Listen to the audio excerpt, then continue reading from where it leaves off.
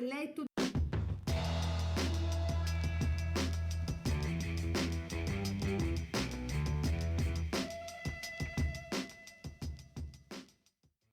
Sabato 21 marzo, Sant'Elia.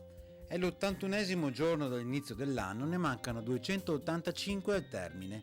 Il sole sorge alle 6:11, tramonta alle 18:25. La luna sorge alle 5:26, tramonta alle 15:26.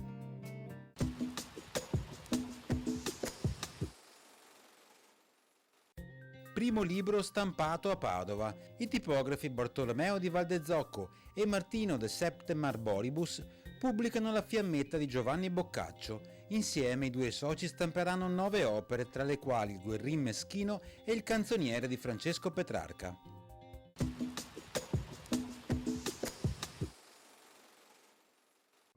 Le previsioni per domani: in prevalenza nuvoloso, salvo possibili locali parziali schiarite in pianura. Precipitazioni in pianura generalmente assenti, sulle zone montane probabilità nel complesso medio-alta di deboli precipitazioni sparse.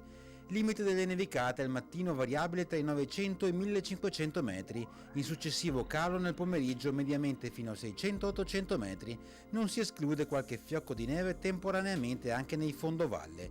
Temperature in calo anche marcato.